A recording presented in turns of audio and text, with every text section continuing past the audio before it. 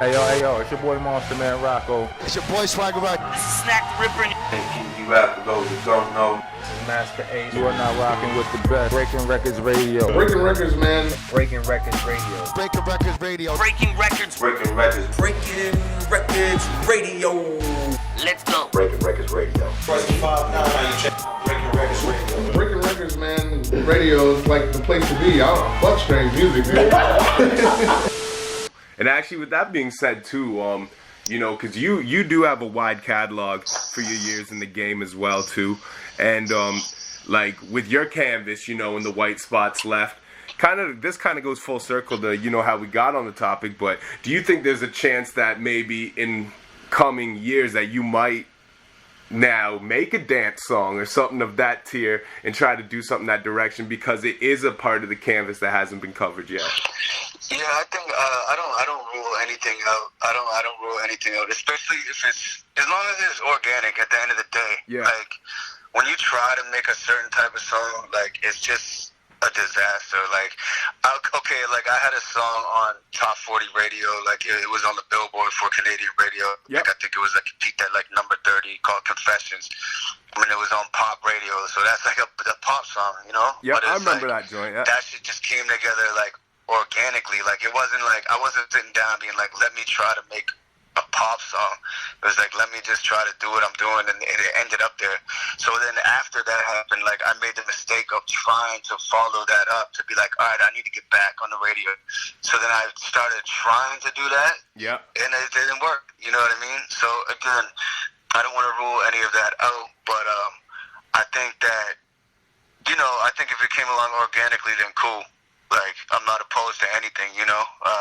I like all varieties of music. I'm not like one of the hip hop heads, the old school hip hop heads is like, no, it has to be boom bap. You have to stand whatever in front of a graffiti wall, and yeah, like I'm open minded. So like, I'm not gonna say that. I just did a remix that's a far stretch for me, like super unexpected. I don't know if I'm gonna put it out just because I don't know what people will say, but like, I'm open to all types of music. Well, the one thing I would say, you know, with this remix that you're talking about, I don't know what joint you did, you know, and I'll let you keep that under wraps. But as long as you listen to it and you fuck with it, fuck what anybody else thinks, man. I think you should put that out. Yeah, straight up. I mean, it's fun to try different shit, man. Like I said, it's when you're so used to doing the same shit, it doesn't become challenging anymore. So it becomes boring. It's fun.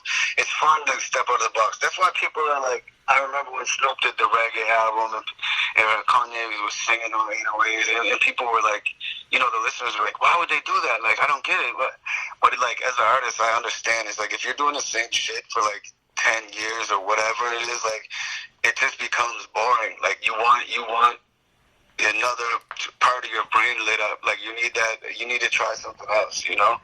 Yo, that's a fact, man. And even like to attest to that too, like an artist I've always looked up to, Classified, you know, he kept a very 90s hip-hop aesthetic to him for years.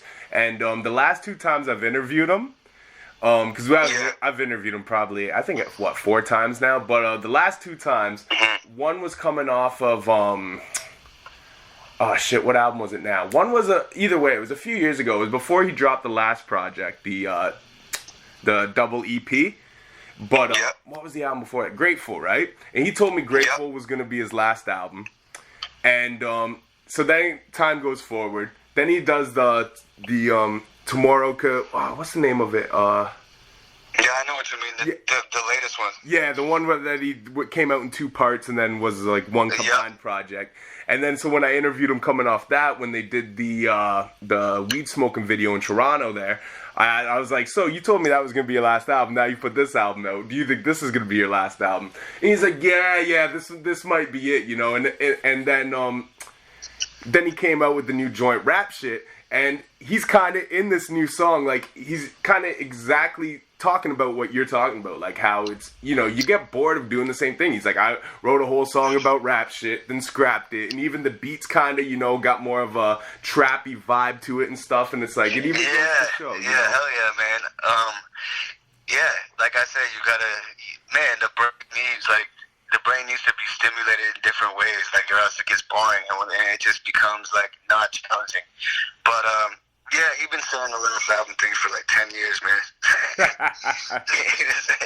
I think he got like a new acoustic album coming out now and another new album. So I don't think he can ever stop, man. I don't think so. I think it's just what he does, and he'll always keep going. It runs in his blood. It runs in his blood, man. He can't stop. Yeah, man.